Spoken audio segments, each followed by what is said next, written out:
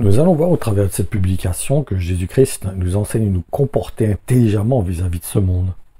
En effet, est-ce que vous avez déjà remarqué que dans l'Évangile, Jésus-Christ nous demande de prendre exemple sur le serpent? Attention, c'est bien sûr uniquement sur son côté de prudence, en effet, et sur ses gardes. Le serpent est sur ses gardes. C'est un animal qui est furtif. Il fait attention, c'est pas généralement, rarement il attaque. C'est surtout des manifestations de défense. Et c'est plutôt un animal au contraire qui est très farouche. Au moindre problème, au moindre situation, il court, il s'en va. Et il faut vraiment qu'il se sente vraiment en danger pour attaquer. Donc il est prêt à fuir en fait aussitôt qu'il y a un danger.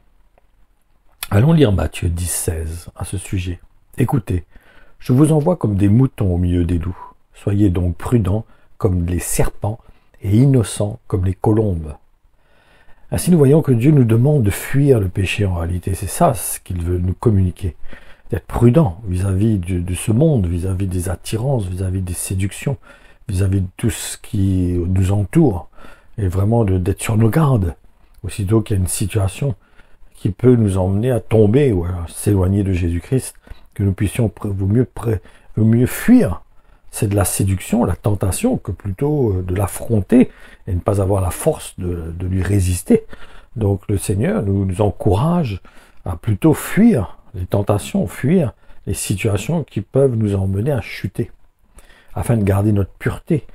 N'oublions pas que nous sommes celle qui est pure devant Dieu. Nous sommes l'épouse de Jésus-Christ. Nous serons l'épouse et pour l'instant, nous sommes sa fiancée. Donc, il faut garder notre cœur pur, notre cœur saint, pour que, quand il revienne, il puisse nous retrouver avec notre lampe allumée. En effet, n'oublions pas que nous avons été lavés par le sang de Jésus, ce qui nous rend purs aux yeux de Dieu. Et dans cette continuité, nous avons aussi la parabole du juge qui est malhonnête dans Luc 18, 2 jusqu'à 8. Il y avait dans une ville un juge qui ne se souciait pas de Dieu, n'avait égard pour personne. Il y avait aussi dans cette ville une veuve qui venait fréquemment le trouver pour obtenir justice. « Rends-moi justice contre mon adversaire, disait-elle. Pendant longtemps, le juge refusa. Puis il se dit, bien sûr, je ne me soucie pas de Dieu et je n'ai d'égard pour personne, mais comme cette veuve me fatigue, je vais faire reconnaître ses droits. Sinon, à force de venir, elle finira par m'exaspérer. » Puis le Seigneur ajouta, « Écoutez ce que dit ce juge inique, indigne. Et Dieu, lui, ne ferait-il pas justice aux siens quand il crie à lui jour et nuit? Tardera-t-il à les aider? Je vous le déclare, il leur fera justice rapidement. Mais quand le Fils de l'homme viendra, trouvera-t-il la foi sur la terre? » Et c'est aussi dans le même esprit que l'exemple du serpent que Jésus-Christ nous demande aussi de regarder comment se comportent les païens entre eux, en ce qui concerne leur façon de gérer leur business. On va voir cela dans Luc 16, du verset 8 jusqu'au verset 15. Eh bien, le maître loua le gérant malhonnête d'avoir agi si habilement. En effet, les gens de ce monde sont bien plus habiles dans leur rapport les uns avec les autres que ceux qui appartiennent à la lumière. Jésus ajouta, « Et moi je vous dis, faites-vous des amis avec les richesses trompeuses de ce monde, afin qu'au moment où elles n'existeront plus pour vous, on vous reçoive dans les demeures éternelles. Celui qui est fidèle dans les petites choses est aussi fidèle dans les grandes. Celui qui est malhonnête dans les petites choses est aussi malhonnête dans les grandes. Si donc vous n'avez pas été fidèle dans votre façon d'utiliser les richesses trompeuses de ce monde, qui pourrait vous confier les vraies richesses?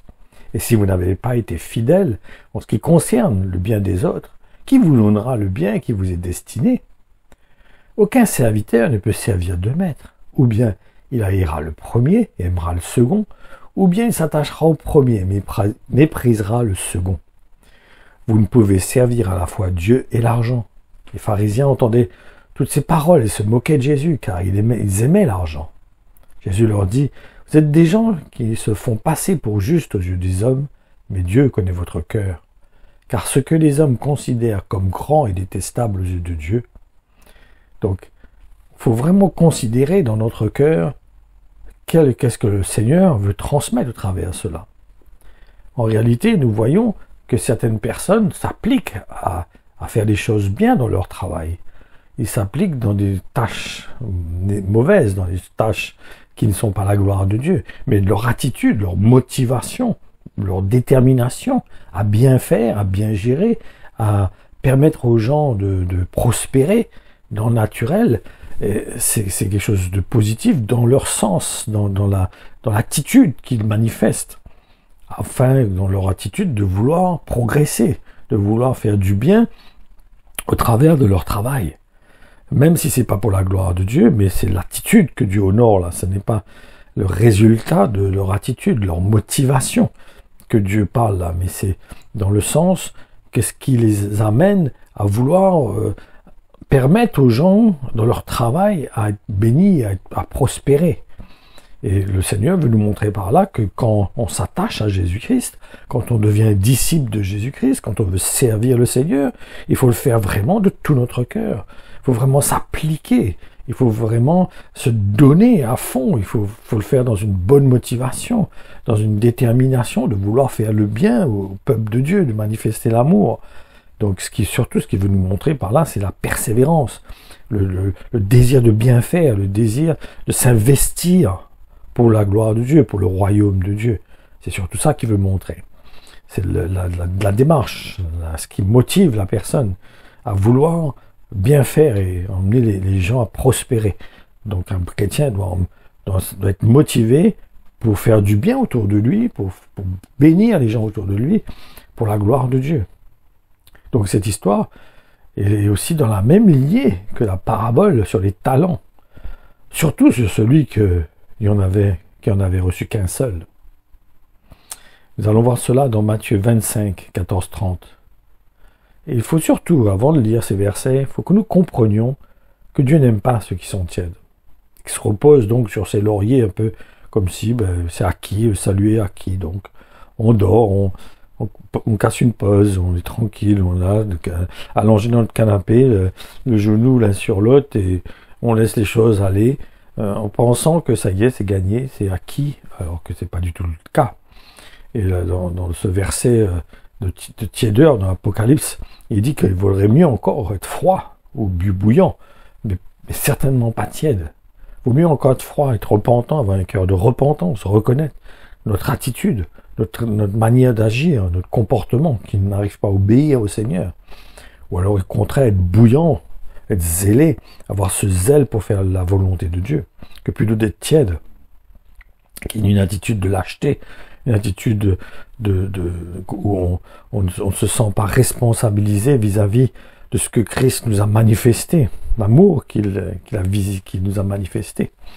Donc, il veut nous montrer par là que vraiment, nous devons considérer l'appel de Dieu, considérer la grâce de Dieu qui est sur notre vie. Donc, allons lire Matthieu 25, du verset 14 à 30. Tout se passera comme pour cet homme qui devait partir pour un long voyage à l'étranger. Il réunit ses serviteurs et leur confia la gérance de sa fortune. Il remit à celui-ci 5 talents, à celui-là 2 et à ce troisième 1 talent, en tenant compte des capacités personnelles de chacun. Aussitôt après, il partit. Celui qui avait reçu les 5 talents se mit sans tarder à les faire fructifier, de sorte qu'il en gagna 5 autres. Celui qui avait reçu 2 talents fit de même et en gagna 2 autres. Quant à celui qui n'en avait reçu qu'un seul, il s'en alla creuser un trou dans la terre pour y cacher l'argent de son maître. Le voyage dura longtemps. Enfin, le maître de ses serviteurs revint et leur fit rendre compte de leur gérance. Celui qui avait reçu les 5 talents se présenta, apportant les 5 talents supplémentaires qu'il avait gagnés. « Seigneur, dit-il, tu m'avais remis 5 talents, j'en ai gagné 5 autres, les voici. »« Très bien, lui dit son maître, tu es un bon serviteur. On peut avoir confiance en toi. Tu t'es montré fidèle dans une petite chose. C'est pourquoi je peux te confier une gestion plus importante. Viens partager la joie de ton maître. » Celui qui avait reçu donc les 2 talents se présenta aussi et dit « Seigneur, tu m'avais remis 2 talents, j'en ai gagné 2 autres. Les voici. »« Très bien, lui dit son maître, tu es un bon serviteur. On peut avoir confiance en toi, tu t'es montré fidèle dans une petite chose. C'est pourquoi je peux te confier une gestion plus importante. Viens partager la joie de ton maître. » Enfin, celui qui n'avait reçu qu'un seul talent vint à son tour. « Seigneur, J'ai appris à te connaître comme un homme âpre au gain. Tu moissonnes là où tu n'as rien semé. Tu amasses sur l'air où tu n'as rien répandu. Alors j'ai été pris de peur et je suis allé cacher ton argent dans la terre. Voilà, je te rends l'intégralité de ce qui t'appartient. Mais son maître répondit, vaurien, fainéant, tu prétends savoir que je moissonne là où je n'ai rien semé et que j'amasse sur l'air où je n'ai rien répandu? Eh bien, tu aurais dû placer mon argent à la banque. Là, du moins, tu aurais rapporté quelque chose, de sorte qu'à mon retour, j'aurais récupéré le capital et les intérêts. Ôtez-lui donc le talent, et donnez-le à celui qui en a déjà 10, car on donnera encore davantage à celui qui possède déjà, de sorte qu'il sera dans l'abondance. Mais à celui qui n'a pas ce qu'il devrait avoir, on notera même ce qu'il a. Quant à ce bon à rien de serviteur, jetez-le dans les ténèbres du dehors, où il y aura des lamentations et d'amers regrets. Donc, ce que nous voyons au travers de cette publication, c'est que Jésus nous avait demandé de regarder un peu certaines motivations vis-à-vis du monde, certaines personnes qui ont des motivations de bien faire, de s'appliquer, de s'investir dans leur responsabilité qu'ils ont. Donc le Seigneur veut nous emmener, nous aussi, à comprendre que vu qu'on a reçu la grâce de Dieu, vu qu'on a bénéficié de l'amour de Dieu, le Seigneur attend de nous aussi que nous nous investissions dans son œuvre, que nous puissions disposer nos cœurs au Saint-Esprit afin d'être conduits par lui, afin de communiquer son cœur, manifester la grâce de Dieu et d'accomplir sa volonté, de pouvoir nous disposer à laisser l'Esprit de Dieu nous conduire afin de manifester la gloire de Dieu autour de nous, de témoigner de son nom, de témoigner de son amour, de faire du bien autour de nous, et de ne pas être, comme je disais tout à l'heure, une personne qui est tiède. Et Dieu est clair à ce sujet. Dieu dit qu'il vomira de sa bouche si quelqu'un qui est tiède. Il parle de chrétiens. Donc, encore là, nous pouvons voir clairement, malgré ce que les gens disent, que le salut ne peut pas se perdre, pourtant cette personne qui avait reçu un talent, il est très bien dit, jetez-le dans les ténèbres du dehors. Je ne sais pas moi ce que ces gens comprennent au travers de ces genres d'exemples. Il y en a d'autres, hein, il n'y a pas que celui-ci. Ou que c'est faux, on peut perdre son salut. Si on a négligé les enseignements du Seigneur, si on a négligé les avertissements du Saint-Esprit dans notre cœur, qu'on n'a pas considéré ce qu'il attend de nous, ce qu'il veut faire en nous, comment il veut nous conduire, ce qu'il a déposé dans notre cœur, et d'utiliser cela pour son œuvre, pour la gloire de Dieu, pour l'investissement, pour propager l'Évangile. Donc attention de se reposer sur ses lauriers et d'être là pour casser une pause, faire la sieste, et que la sieste dure un peu trop longtemps et qu'on ne pense pas à servir le Seigneur, qu'on ne pense pas réellement à s'investir pour le Seigneur.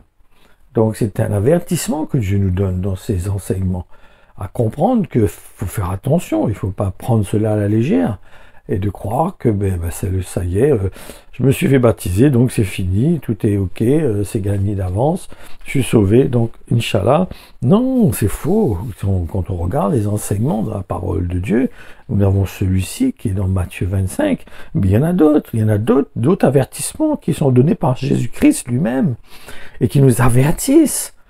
Donc faisons attention, portons-y attention, et marchons dans la vérité, marchons avec un cœur sincère, avec un cœur qui s'investit pour le Seigneur.